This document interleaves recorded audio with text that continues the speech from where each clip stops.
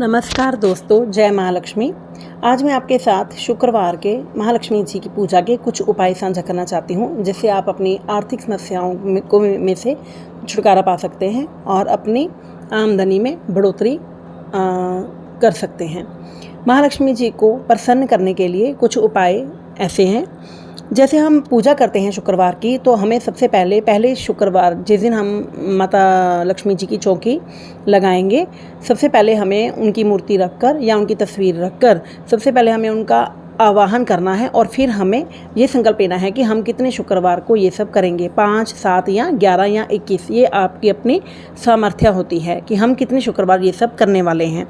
उसके बाद जो ज़रूरी चीज़ें हैं, पूजा तो देखिए सबको पता ही होता है, लेकिन उसमें जो ज़रूरी चीज़ें हैं ये है कि जब भी हम लाल कपड़ा बिछाते हैं, तो जब भी हम उस पर कलश स्थापना करते हैं, तो उसके नीचे चावलों का अक्षत का ढेर जरूर, छोटा सा हम अक्षत के दाने रखेंगे और उसमें हल्दी थोड़ी सी मिक्स करनी है। और जो लोटा रखेंगे जल का, उसमें हम फूल, सिक्का और चावल थोड़े से डालेंगे। और अगर हम उसके ऊपर श्रीफल नहीं रखते हैं, तो उसके ऊपर छोटी सी कटोरी रखेंगे, तो उसी में ही दिए को जलाएंगे। और दिया गाय के घी का ही जलना चाहिए। और दिए के ऊपर हमें थोड़ा सा हल्दी का टीका लगाना है। महालक्ष्मी जी को भी हल्दी और कुमकुम का टीका लगेगा। तो उसके बाद हमें महालक्ष्मी जी की तस्वीर पर 5 पीली कौड़ी, 5 सुपारी, 5 लौंग, 5 छोटी इलायची, 5 पीली गांठ और 5 कमलगट्टे के दाने अर्पित करने हैं।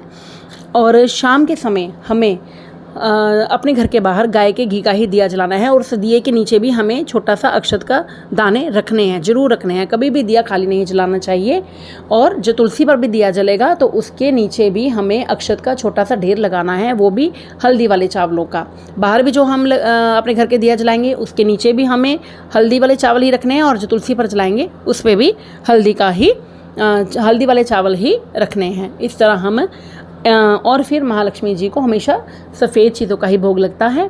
या हम खीर बना सकते हैं, या हम कोई भी सफ़ेद मिठाई का भोग लगा सकते हैं। ऐसा अगर हम 5 या 7 या 11 शुक्रवार करते हैं, तो ये बहुत ही चमत्कारिक उपाय होंगे। और आप भी अपने जीवन में देखेंगे कि आप अपनी आर्थिक समस्याओं से ऊपर उठेंगे।